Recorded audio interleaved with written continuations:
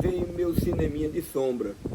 Depois de assistir o filme Sansão e Dalila, eu comecei a pesquisar na minha cabeça como era que eu faria cinema, que eu achei muito bonito.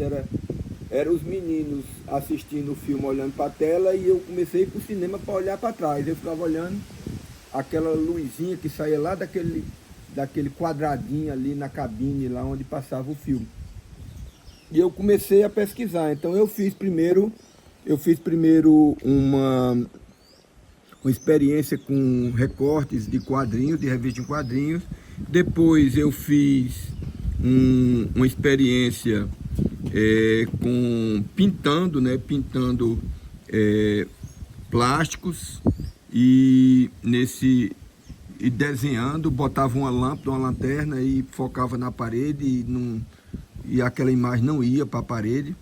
Aí um dia meu pai pediu para mim lavar um quarto, que ele estava montando um comércio, e eu botei um lampião, não tinha energia no quarto, e o lampião projetava minha imagem na parede, minha sombra na parede, tornando a sombra maior. Quando eu me aproximava do lampião, ou me afastava da parede, ela crescia. Quando eu me aproximava da parede, ela diminuía. Então eu vi ali profundidade e vi que ali eu podia crescer uma imagem. Então eu peguei uma caixa da época de bebida da Antártica, que era de madeira antigamente, botei um pano na frente e aí comecei a fazer o cineminha de sombra. E eu fazia, né, eu assistia o filme e decorava, né, o que estava lá no filme e imitava aquilo. Imitava desde a trilha sonora até também os efeitos sonoros que tinha e também as falas que eu criava. Então isso aí foi uma coisa que, quando os meninos chegavam no meu cineminha, meu pai cedeu um quartinho para mim e eu tinha esse cineminha. Eu tinha tinha aqui meu gravador, né? O gravador que eu chamava gravador porque gravava, né? Mas era um toca-fita. Então tá aqui o meu toca-fita e eu tinha uma fita dos Baianos Novo Caetano. Então quando as pessoas entravam no cineminha, estava tocando isso lá dentro. Na sala estava tocando essa trilha. E os meninos adoravam, porque tinha a música Um Dia Dá, Urubu tá com raiva do boi. Mas eu já sei que ele tem razão. É que o urubu tá querendo comer, mas o boi não quer morrer, não tem alimentação. Um dia dá. Aí eu botava essa trilha quando entrava, né? E aí eu apagava a luz e fazia aqueles 3 badalar do sinal. Tão, tão, né? E quando os meninos entravam, eu tinha aqueles bonequinhos da Gulliver, e eu pegava a lanterna e ficava fazendo, né, a projeção do bonequinho com a lanterna na tela. Isso os meninos adoravam, né? Então, assistir o cinema do Berg era uma coisa, era um atrativo. E aí o cinema foi muito importante, o cineminha de sombra, porque uniu também a minha editora de revista em quadrinhos. Eu criei lá na contracapa uma coisa assim que os meninos preenchiam, mandavam para mim, eu fazia a carteirinha.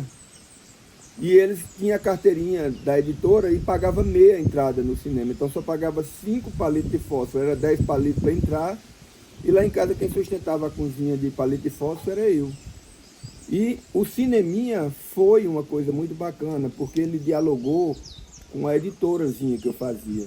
De repente eu tinha uma editora de revista em quadrinho, eu tinha um cinema, e isso foi que me fez, eu acho que foi a grande escola para mim trabalhar com criança. Porque eles fingiam que estavam assistindo um filme, eles entravam mesmo na história, né?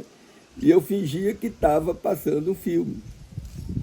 E isso aí, eles viajavam mesmo. Eu fiquei muito contente com duas coisas depois, né?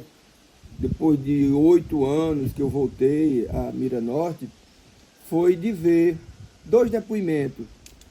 O primeiro de uma menina, que era uma amiga, que disse para mim que o primeiro filme que ela foi na vida dela foi no meu cineminha.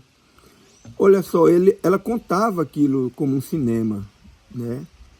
E eu me surpreendi porque eu só me lembrava dos meninos no cinema, não me lembrava das meninas no cinema. Então, de certa forma, era um tipo de atrativo que naquela época que existia o Clube do Bolinho da Luluzinha, o cineminha misturava isso aí. E a outra coisa foi de um amigo de infância que assistia também meu cineminha, que disse que depois que eu fui embora, ele ficou fazendo cineminha na casa dele. Isso para mim foi fundamental e foi muito importante para mim. E é interessante, né, assim, que uma coisa que eu vejo é que assim existe uma infância, né? Eu acho que esse território atemporal da infância, ele é um território muito fértil para a gente construir pessoas mais humanas e mais sensíveis à arte e à formação mesmo pessoal de cada adulto. Eu acho que uma criança que inventa arte quando criança, com certeza ela vem ser um adulto melhor.